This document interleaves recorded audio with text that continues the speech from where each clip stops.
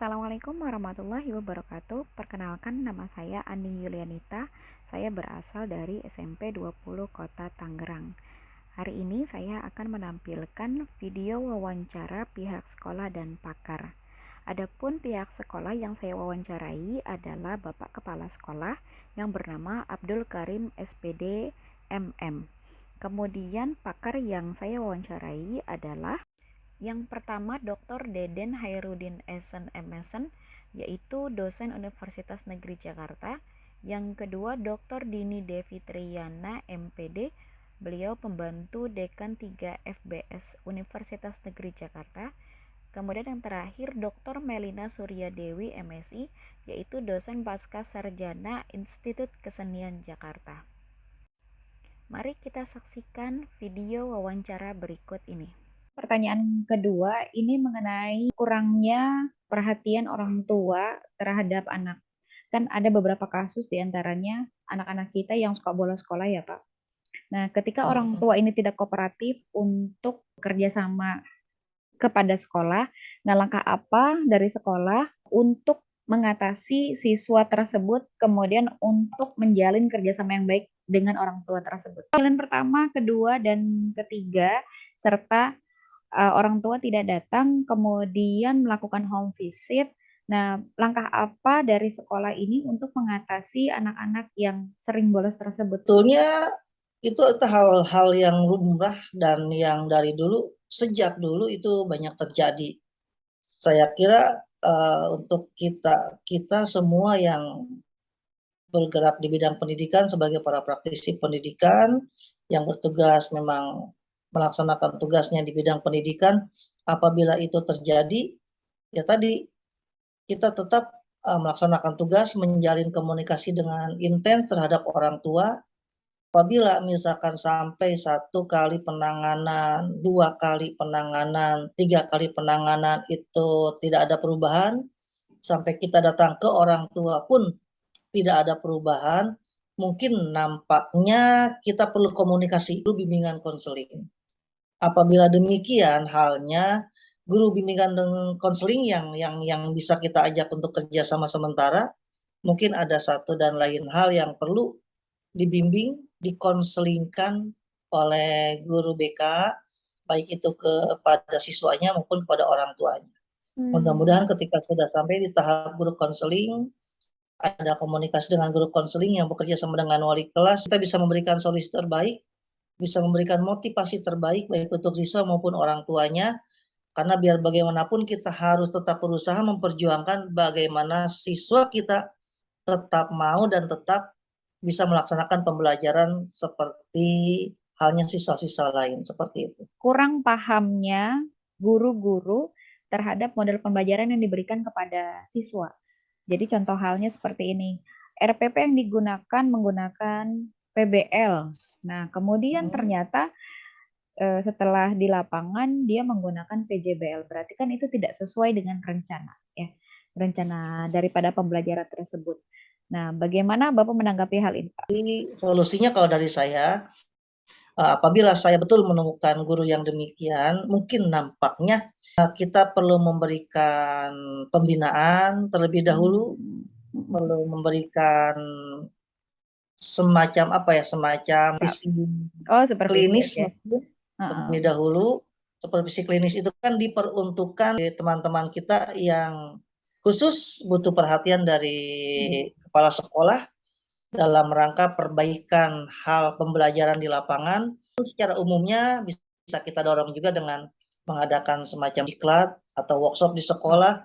Bahkan kalau perlu ketika ada diklat-diklat yang dilaksanakan oleh dinas ataupun pihak-pihak terkait, rekan-rekan guru kita yang memang kita anggap pemahamannya belum seperti yang kita harapkan dalam hal model pembelajaran, ya bisa kita kirim, bisa kita ikut sertakan untuk mengikuti diklat ataupun workshop ataupun lokakarya atau kegiatan lainnya yang berkenaan dengan model-model pembelajaran. Kira-kira gimana ya Bu ya untuk ngatasin anak-anak yang belum paham bahayanya gadget? Di abad 21 ini kita mau tidak mau, kita harus sikapi dan harus menerima gadget itu dalam genggaman anak-anak. betul. Jadi harus tuh anak itu nggak boleh ketinggalan, nggak boleh apa Nggak boleh gaptek namanya ya, Bu, ya? gaptek ya, Mm-mm. nggak boleh gaptek. Justru nggak boleh gaptek. Tetapi harus dalam pengawasan orang tua, gitu aja, pengawasan guru.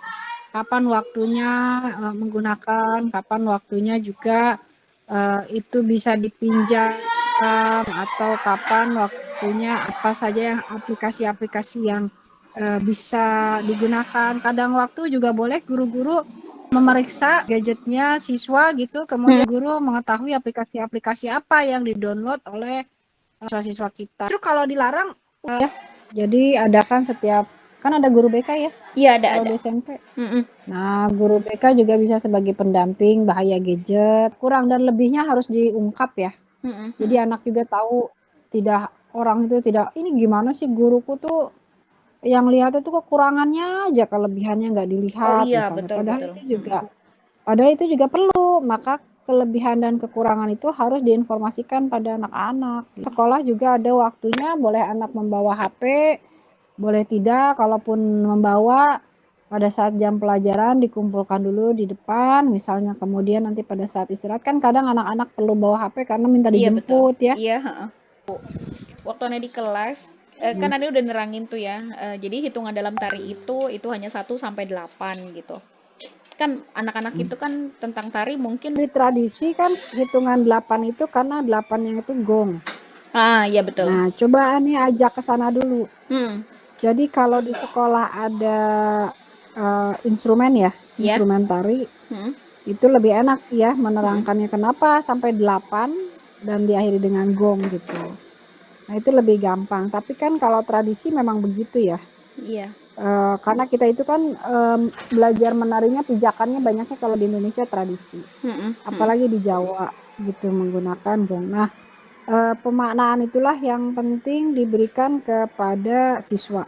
Kemudian siswa merasakan yang nggak pakai gong gitu. Oh, berarti Coba nggak enak kamu nih ya? nggak enak kan gitu. Udah gong kok kamu belum cindek lagi, gitu ya ibaratnya. Udah gong tapi kok kamu belum cindek, atau sudah cindek padahal belum gong.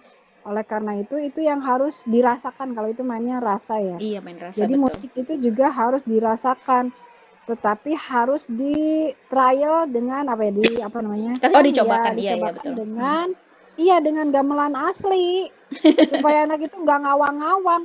Gimana sih gong itu yang gimana gitu. Atau Ani mendengarkan musik anaknya, jangan gerak dulu. Hitung dulu 1 sampai 8 itu gong. Terus hitung dulu gitu. Nanti gerak belakangan, gampang ngisinya. Ini adanya kurang pemanfaatan teknologi pada siswa dan guru ditemukan. Saya menemukan kasus ini ketika HP itu, gadget itu dipakai oleh siswa hanya untuk misalnya TikTokan aja, kemudian Instagraman aja, misalnya gitu ya, kayak YouTubean aja. Nah, dia tidak memanfaatkan kecanggihan teknologi si HP itu sendiri. Malah ada yang iPhone gitu ya, sekelas iPhone, tapi kerjaannya cuma TikTokan doang. Nah, ini bagaimana langkah saya, Pak, supaya anak-anak itu bisa memanfaatkan teknologi tersebut? Kalau untuk pemanfaatan teknologi gitu ya, karena kan mereka sudah pegang nih, guru sudah pegang juga gitu. Yang pertama adalah harus punya kesamaan dulu persepsi. Artinya guru dan siswa sama-sama paham tentang berbagai macam aplikasi yang ada di smartphone itu. Misalnya kita bisa memanfaatkan aplikasi video misalnya, atau editing yang ada editing sederhana kan ada di HP ya? Di HP. Nah, itu digunakan untuk ini nih, bisa digunakan untuk mereka membuat tugas-tugas gitu dengan itu. Menurut Bapak itu yang paling sederhana, karena kalau bisa juga aplikasi-aplikasi yang lain, ya itu harus belajar bareng dengan mereka. Nggak Berarti bisa ujuk-ujuk. persamaan persepsi sama guru dan siswa gitu ya? Harus disamakan dulu, gitu.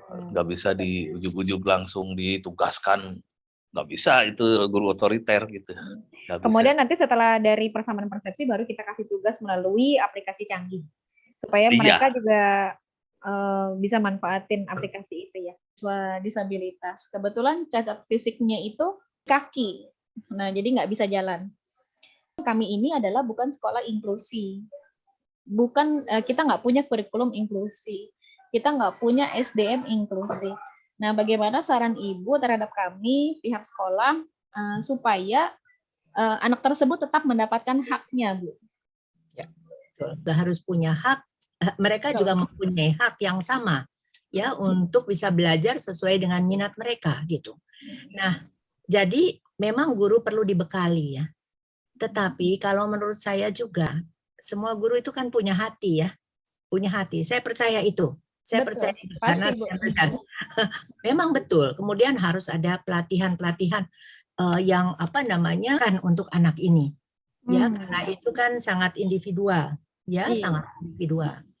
Nah, kalau ya misalnya saja dengan tadi orang dengar atau sebetulnya tidak mampu dengar ya karena sudah pakai, kita harus punya cara gitu. Ya harus duduk di depan, tetapi juga jangan lupa peer groupnya harus diberdayakan. Itu harus diberdayakan kalau ada temannya yang memang berkebutuhan khusus. Artinya mereka juga harus menjadi sahabat ya. Iya, Artinya jangan terjadi bullying ya. Itu kita harus menjaga betul. Kemudian yang kedua juga dia harus menjadi sahabat. Apa namanya? Ada teman yang bisa membantu siapa begitu ya, diperbantukan ya, artinya didampingi lah begitu ya, seperti itu. Memang belakangan juga ada usulan, mungkin perlu juga ya ada shadow-nya gitu. Samping dari ya peer group-nya harus diberdayakan, juga orang tua juga harus memahami. Lagi-lagi ya apa pendidikan yang terkait dengan seni ya. Tadi kan Ani mengatakan bahwa dia tidak bisa ikut seni tari. Sebenarnya bisa. Iya. Bisa sesuaikan dengan kondisi dia. Artinya kalau yang lain itu menari dengan berdiri, dia bisa menari dengan duduk misalnya, atau menari di kursi roda. Nah, ya kebetulan memang kita kursi roda. Nah, itu sehingga dengan demikian juga dia juga bisa berpentas nanti. Ini terkait dengan tari pendidikan ya, terkait dengan pendidikan. Betul. Nah, jadi apakah itu masuk di dalam penambahan kurikulum ataukah itu dimasukkan di dalam materi belajarnya gitu ya. Nah, karena itu kan tetap menyangkut teman-temannya yang lain. Misalnya dalam kerjasama dari teman-temannya, Ibu. Ya tidak dipisahkan gitu ya. Lalu kemudian bisa membuat sebuah apa namanya dalam tanda petik koreografi ya, gitu ya. Misalnya seperti itu gitu. Dan itu bisakah itu? Bisa sekali. Saya sudah mengalami itu ya. Jadi mengalami itu untuk anak-anak yang ABK ya Bu ya. Betul. Jadi mereka bisa ya, artinya nari pakai kursi roda ya Bu berarti ya Bu. Bisa sekali.